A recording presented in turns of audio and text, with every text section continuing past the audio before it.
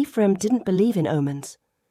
He believed in wood grain, in the weight of his axe, and in the sound a birch makes when it splits clean. He believed in weather patterns and the reliability of a good pair of boots. For nearly 12 years, he had lived alone on the edge of the northern forest, in a cabin built with his own hands, warmed by his own fire. He hunted, chopped, patched, and rarely spoke. The silence wasn't lonely. It was honest, predictable. Until the day the axe stuck wrong. It was a small thing. He swung, expecting the clean thunk of split bark, but instead the blade lodged sideways into the birch trunk with an awkward, jarring shudder. It wouldn't come loose. He grunted, tugged once, then paused. That's when he heard it. Not a crack or cry, not even a bird, just silence. But not the kind he'd lived with for years. This one was full, taut, like the forest was holding its breath. Ephraim straightened, suddenly aware of how cold the air had gone around him, how the snow no longer crunched beneath his boots, and how the wind, which had been whispering through pine needles all morning, had stilled completely. He turned and saw her. She was sitting barefoot in the snow, a few paces off the path. Thin, fragile, wrapped in white lace that had once been a wedding dress. The hem was soaked and torn.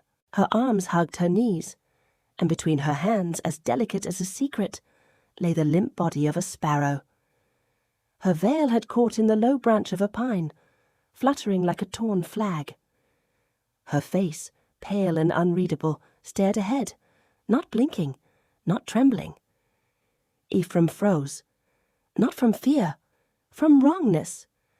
Nothing about her belonged to this forest, not the dress, not her bare feet, not the dead bird she cradled like a child. She didn't look up when he stepped forward, only slightly shifted her gaze, acknowledging him with the stillness of a deer watching lightning from across a field. He crouched down, slow. "You hurt?" he asked. His voice rasped. He hadn't used it in days. She shook her head once. No sound, no words. Her toes were red from the cold, her hair tangled. The bird in her hands, it hadn't been dead long. Feathers still clean, wings folded like sleep. "No wagon?" he muttered, eyes scanning the trees. "No horse?" Nothing. No tracks but hers, barely visible in the drift. Either she'd wandered here alone, or someone had left her. "Name?" he asked.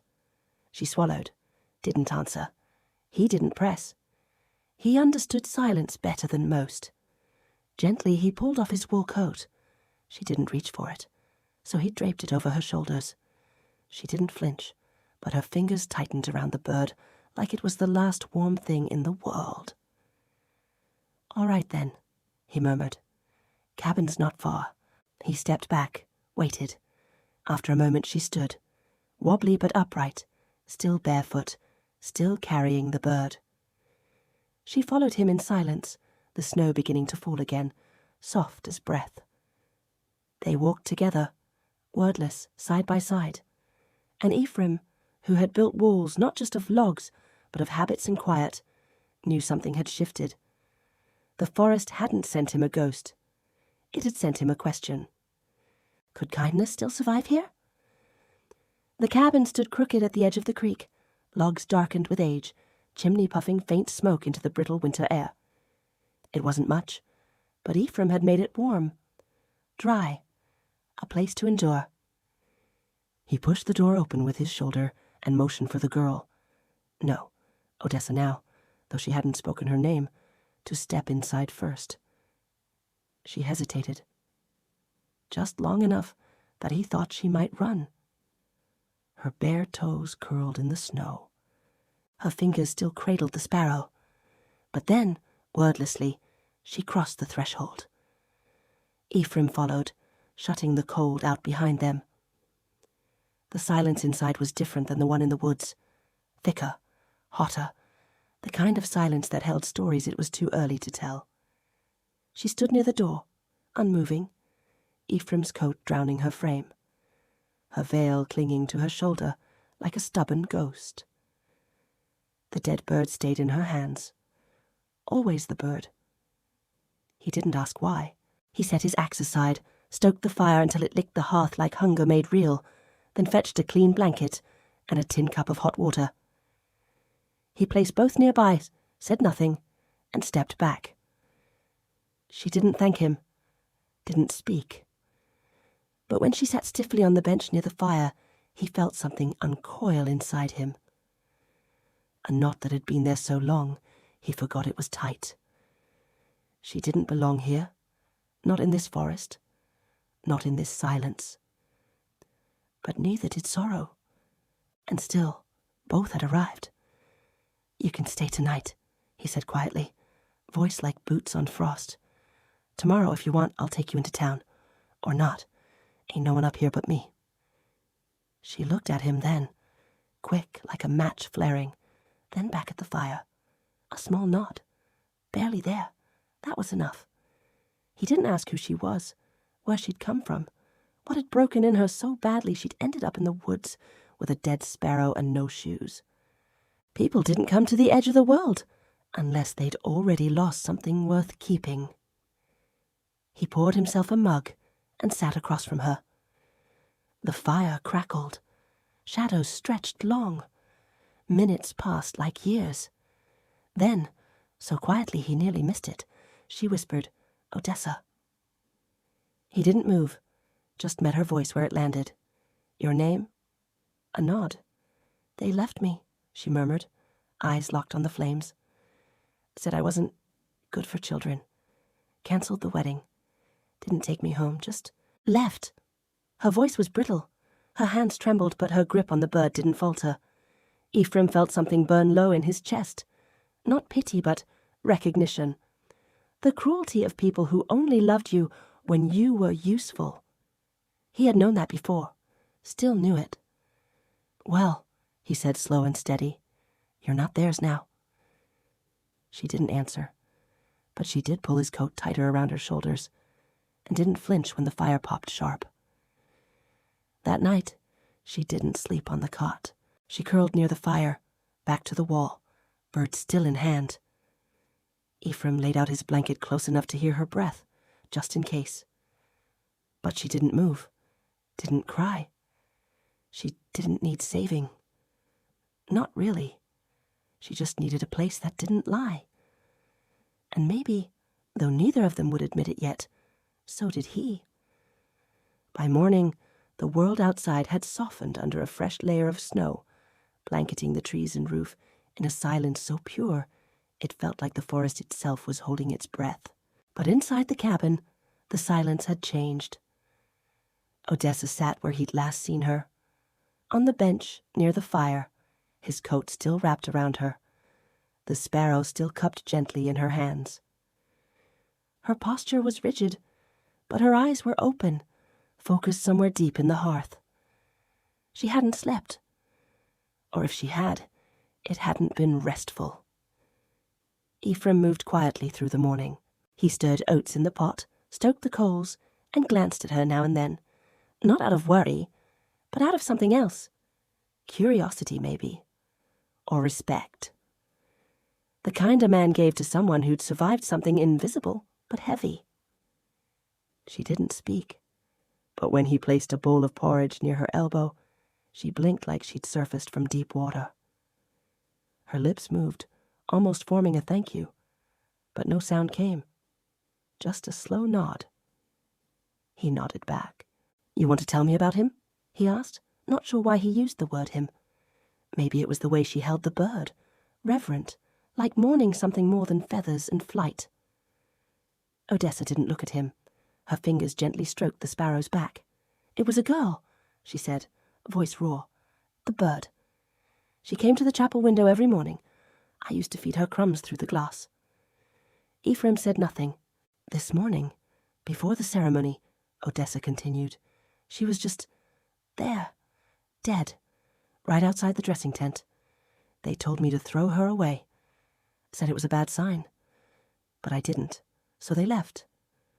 Her voice cracked, and her hands trembled around the tiny body. They left me like a stain. Ephraim didn't speak, didn't tell her it would be okay. He'd never trusted those words. Instead, he stood, walked to the back wall, and returned with a small spade. "Ground's soft enough behind the maple," he said, "if you want to bury her proper." Odessa's eyes flicked toward him, surprised by the offer. But then she nodded. Together they stepped outside. Ephraim broke the snow ahead, boots pressing deep into the path, while Odessa followed slowly behind, the bird still held close. The maple stood tall near the creek, branches bare and reaching like fingers into the grey sky. She knelt in the snow. Ephraim handed her the spade and stepped back. Odessa dug carefully, her breath fogging in the cold air, her hands bare but steady. She laid the sparrow in the hollow with a gentleness that made Ephraim ache in a place he hadn't felt in years. She didn't cry. She didn't speak. She just pressed the earth back over the bird, smoothed the snow, and sat in the silence she had made. Ephraim looked around, then brushed snow from a flat stone. He placed it atop the tiny grave, firm and sure. "She died flying toward the wrong people," Odessa whispered. He turned to her, surprised by the weight of those words. "I know what that feels like," she said. He didn't answer right away, just studied her, veil tangled in her braid, lashes rimmed in frost, eyes not wide with fear anymore, but with something sharper. Resolve. "Maybe now," he said quietly, "you fly the other way." Odessa didn't reply, but when they turned to walk back, she stayed closer to his side. The cabin still creaked, the wind still moaned through the eaves, but something inside had shifted, subtle, like a floorboard adjusted, or a crack filled with warmth. The silence between them was no longer empty. It was shared. And sometimes that was how healing began. The days began to shape themselves differently. Ephraim still woke before dawn, still split kindling, still brewed tea in the battered tin kettle that had outlived 3 winters. But now there were 2 cups on the table instead of 1. He didn't say why. Odessa didn't ask. Yet every morning she reached for hers with hands a little steadier than the day before. She was changing. Not all at once, not loudly. It was in the way her fingers no longer curled so tightly around the sleeves of his coat, in the way her eyes followed the flicker of the fire instead of staring through it, in the way she folded her veil and tucked it into the corner of the cabin, no longer draped over her shoulder like a burden she didn't choose.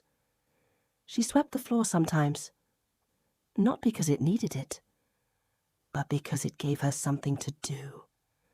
She ran her hands over the windowsill as if memorizing the grain, and once, without prompting, she laid an extra log on the fire when it burned low. It wasn't speaking, but it was something close. Ephraim didn't pry. He didn't touch the veil, didn't ask about the wedding, or the people who had left her with a bird and no shoes. He just carved. Small things, wooden pieces whittled from ash and pine. Not fancy, not finished. Shapes that barely meant anything, until one morning she noticed a sparrow forming in his hands. "You carve birds?" she asked softly. It was the first question she'd asked him since giving her name. He glanced up from the wood, surprised. "Used to. This one's old. Started it years back. Never finished." "For your wife?" He hesitated, then nodded. She liked sparrows, said they were brave, small things that never gave up. Odessa looked at the half-formed bird in his palm, its wings still unshaped, its eyes no more than notches. "Why didn't you finish it?" He turned it over slowly. Didn't know how to make it fly without her. She didn't respond, just looked at it a moment longer, and then gently stood. That afternoon, she helped bring in the firewood. They worked quietly. Not together, not quite, but not apart either. There was a rhythm forming, fragile and new. Shared space, shared breath, a sort of dance in the dust and snow. That night, after the fire had burned down to soft red coals, Odessa sat on the floor near the hearth, knees pulled up, hair falling loose down her back. Ephraim sat in his old chair, whittling again. The only sound was the soft scrape of blade against wood and the occasional snap of settling timber. Then, without looking up, she said, "I used to pray someone would see me." He paused. "Not save me," she continued, "just see me, as I was, not what they hoped I'd be." Ephraim set the carving down, leaned forward, elbows on knees. "What did they hope? That I'd bleed perfect, birth perfect, be quiet, obey loud." Her voice curled at the edge like old paper. "I tried, for a while, but I kept being me." "That ever feel like a sin?" he asked gently. "Every day." He didn't speak for a long moment. Then, "I don't need perfect. Don't even trust it when I see it." Odessa's breath caught. She didn't cry, but she did reach out and touch the carved sparrow, resting now on the table between them. Her fingers traced the shape, slow and reverent. "Maybe it's ready to fly after all," she said. Ephraim didn't move, didn't smile, just sat with her, present, still.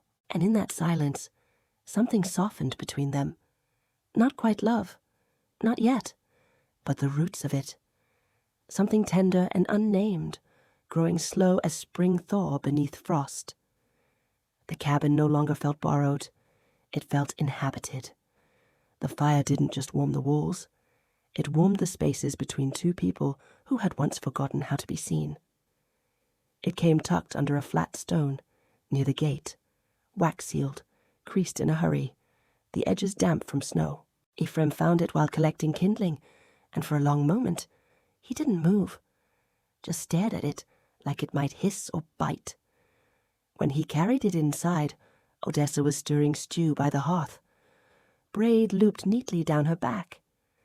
She saw the envelope in his hand, and color drained from her face before he even spoke. "It's from them," she said. Not a question.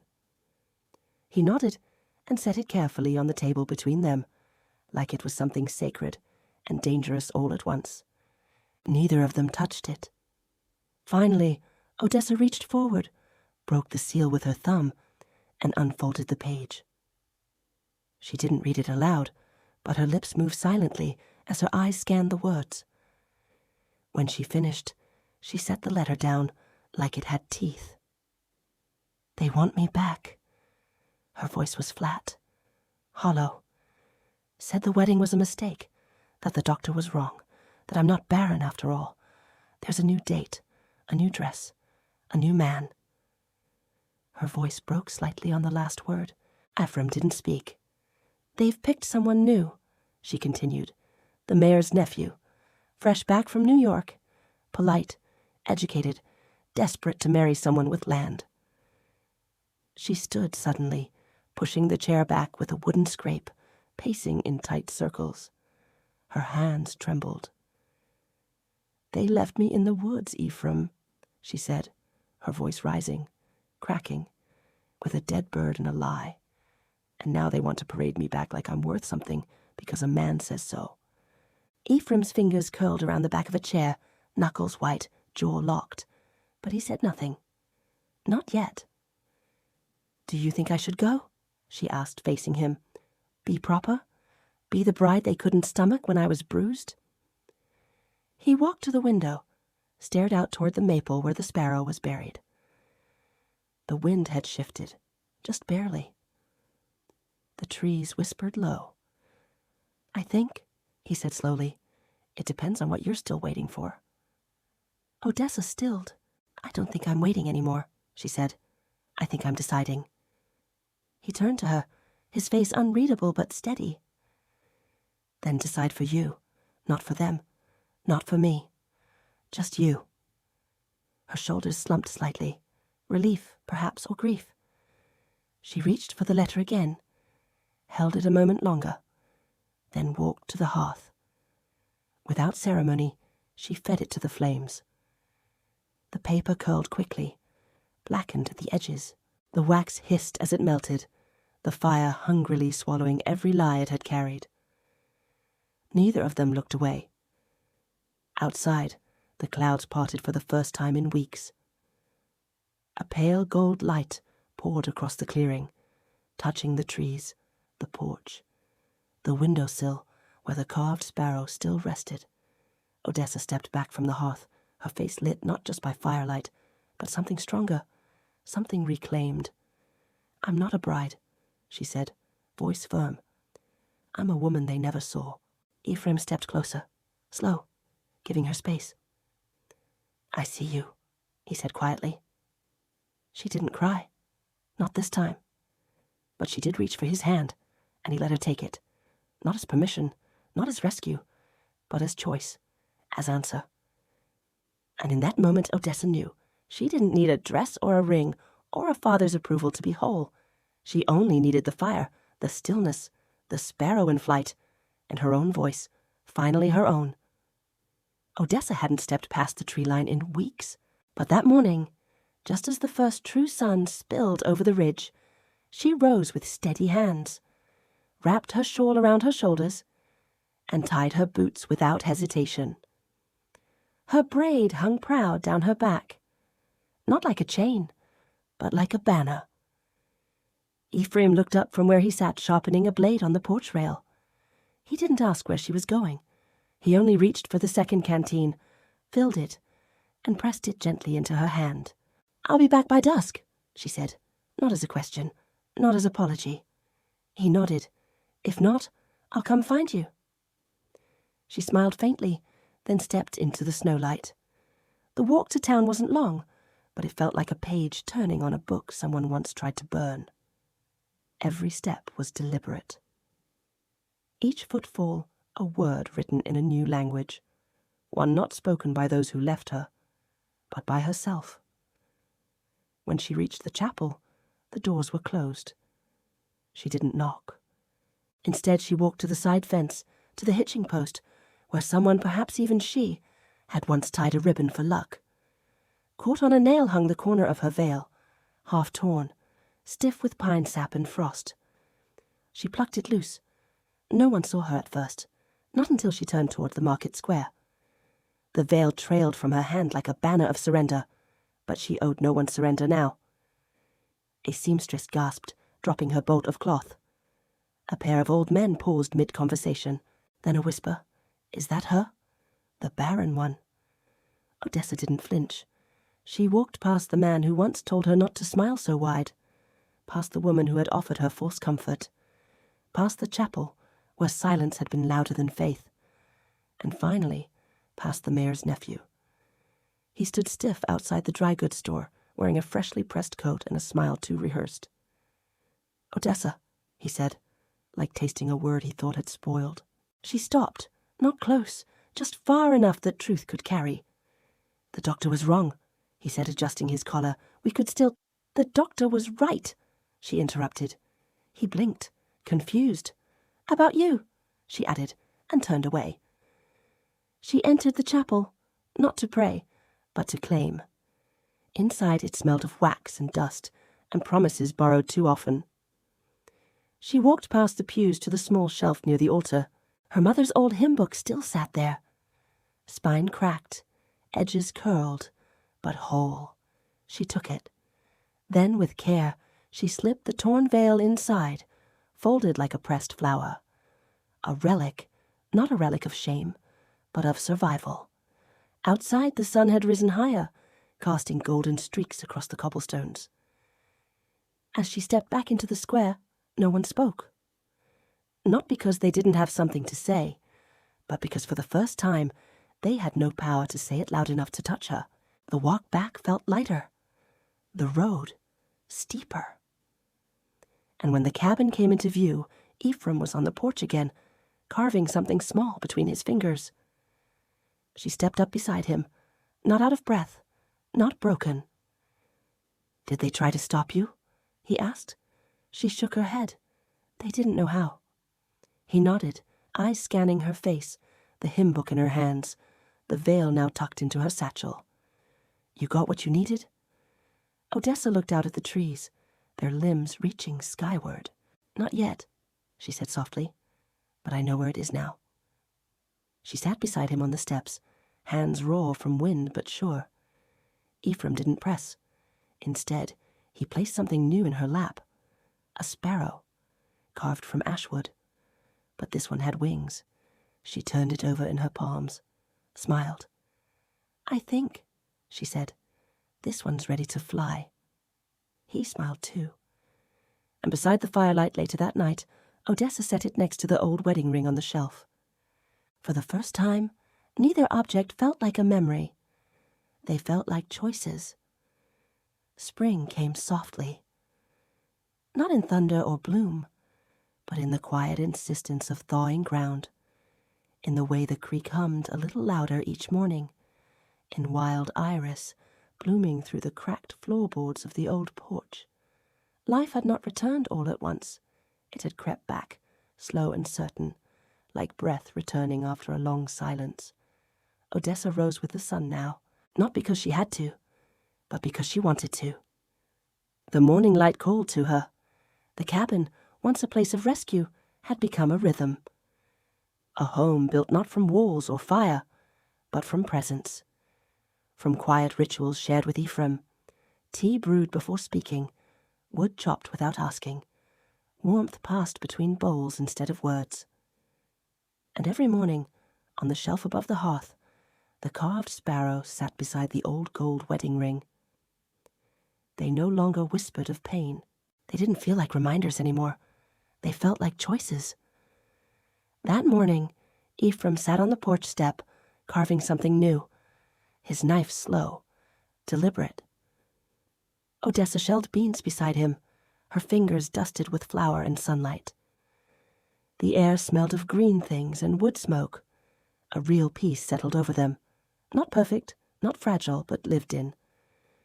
She watched the piece take shape in his hands. "What is it?" she asked. He looked up, eyes squinting into the light. "Your braid," he said. "Thought I'd try carving the shape of it." She blinked. "My braid?" He nodded. "You never untie it." She laughed, low and surprised, brushing a strand of hair behind her ear. "It took me too long to learn how to weave it for real." He handed her the carving, still warm from his palm. A smooth loop of ashwood, the strands coiled and tucked at the ends like a promise tied tight. She held it for a long moment. "They'll wonder where I went," she said quietly. "Let them," he replied. "They'll say I disappeared, that I broke. They'll finally be half right." Odessa smiled, wry, tired, alive. She set the carving beside the bowl of beans. "Will you cut my hair one day?" she asked softly. "If you ask," Ephraim said. "Only then." She ran her fingers down the braid that rested over her shoulder, like a rope she no longer needed to climb out of anything. "Not yet," she whispered. "Maybe not for a long time." Ephraim leaned back on his elbows, eyes on the tree line. And Odessa reached over to brush sawdust from his sleeve. Gentle, without pretense. They didn't speak of love, not because it wasn't there, but because it didn't need to be named to be real. It had arrived not as thunder, but as habit. As small kindnesses done over and over, without asking. That night, before the fire, Odessa pulled out a tin basin of warm water and placed it on the table. A small mirror beside it. A pair of shears. Ephraim glanced at her, one brow raised. "Going somewhere?" She shook her head. "No, I think I'm staying, but I need to let something go." "You want help?" She looked down at the braid in her lap. "Not this time." She picked up the shears but didn't use them. Not yet. Instead, she unwound the braid, one loop at a time, until her hair spilled loose down her back. Wild and curling, like it had been waiting all this time to remember its own shape. She didn't cut it. She just touched it in the mirror, then tied it back, not tightly, not as armor, but with a ribbon. That night, Ephraim placed another carving on the shelf. It was the same sparrow, but this one had wings spread, feathers in motion. Odessa smiled at it, then at him. "I think she's flying now," she said. He didn't correct her. He didn't ask if she meant the bird or herself. He knew the answer. The girl behind the mill had no name anyone used. Just that one. The orphan, the spare mouth, the quiet eyes in the shadows. She lived in a storeroom with broken sacks of flour and a cot too short for her legs. Most days, she swept dust or fetched buckets. Some days, she didn't speak at all. Odessa found her by accident, or maybe not. She had gone into town to trade dried herbs and cloth, but she paused near the back of the mill, hearing the unmistakable sound of quiet crying, the kind that wasn't asking to be heard, just asking not to be punished for making noise. The girl froze when Odessa stepped into view, her small frame taut with fear. "I'm not here to take anything," Odessa said gently. "I just heard you." The girl didn't respond. Odessa didn't press. She sat down on a nearby crate, not close, just near enough for the silence between them to shift. She reached into her satchel and pulled out a book. Faded leather, familiar weight. "My mother's hymnal," she said softly. "I'm going to teach someone to read from it, if they want." The girl blinked. Odessa smiled, slow and warm. "I'll be back tomorrow. If you don't come out, I'll still sit, and the next day, until you believe I mean it." The girl watched her like she was a ghost. But the next day, Odessa returned, and the day after that. By the fourth day, the girl stepped out. Didn't speak. But she sat across from Odessa and stared at the book, lips trembling. Odessa turned the first page and pointed. "That's an O," she said, "like the start of open." The girl nodded, barely, and so it began. Each morning Odessa came, sometimes with bread, sometimes with warmth, always with patience. And slowly the girl started to speak. Her name was Lena. Her mother had died in childbirth. Her father had vanished into smoke and drink. No one had told her what she was worth, only what she cost. But Odessa knew how to meet someone in silence. She knew the sound of a soul waiting to be named. At the cabin, Ephraim made room without words. He placed a second blanket near the hearth, whittled smaller shapes, carved another bird, this one with its wings tucked in, resting. When Lena came on the weekends, Odessa taught her how to shape letters with charcoal and how to braid her own hair. "I don't have a mother," Lena whispered once, eyes wide, afraid of how it might sound out loud. Odessa didn't flinch. "I didn't either," she said. "Not when I needed one, so now I try to be what I never had." They didn't speak of weddings or rings, of veils or fathers who vanished too soon. Those things were buried, marked by feathers and ash, and the soft hush of old pain gone still. But one morning, Odessa stood before the mirror with a pair of shears in her hand again. This time, she cut the braid. Not in grief, not in mourning, but in offering. She handed it to Lena without fanfare. "For keeping," she said. "Only if you want it." Lena clutched it like it mattered, because it did. The braid wasn't a rope anymore. It was a thread, a story passed forward, not back. A reminder that what we survive can become what we give. And when Odessa returned to the porch, hair loose in the spring wind, Ephraim looked at her the same way he always had, not as something to fix, but as something chosen. "You good?" he asked. She nodded. "Better than that." He handed her a new carving. This one wasn't a sparrow. It was a pair of hands, open, ready to catch or let go. And Odessa smiled, knowing that for the first time in her life, both were sacred.